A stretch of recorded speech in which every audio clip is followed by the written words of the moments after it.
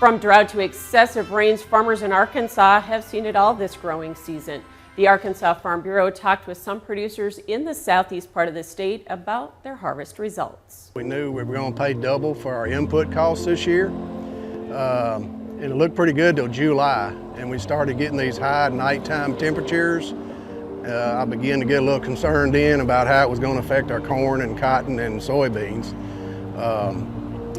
And then harvest rolled around, and then the week before harvest, a rain came in. It rained for 7 to 10 days, pretty consistent. Not big rains for us. We had about 3 inches. The south part of the county had 8.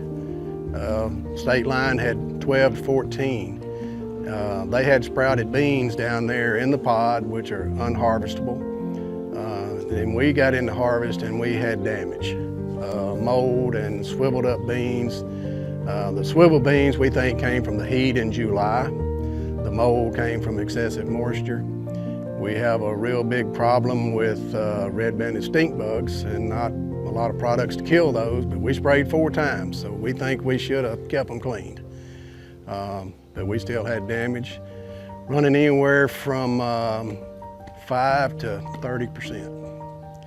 And some of the elevators have changed their discount charts. 30%, they're taking $8.60 a bushel off your soybeans. So, you've heard some of these other guys talk about the excessive damage and things in our beans, and I know some of that is kind of hard to understand and put into layman's terms when you're not around it every day.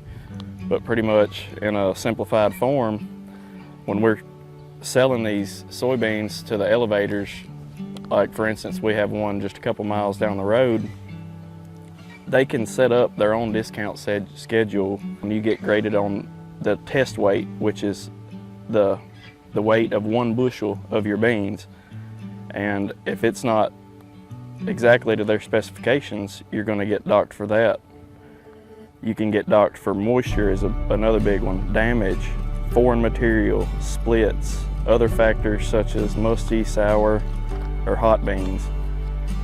If I'm spending $500 an acre to grow these soybeans and I'm only making, I'm projected to make $600 an acre to make a profit.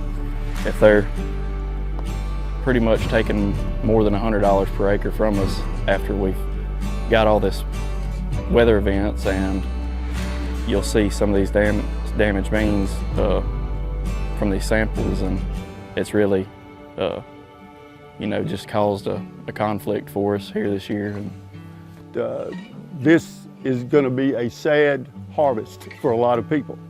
Ours is way off from what we normally are. I'm not complaining. I mean, maybe it's my turn to lose. I know those guys in Dumas took it on the chin last year. I mean, devastation, but we are truly going to be in a bind around here. And we think the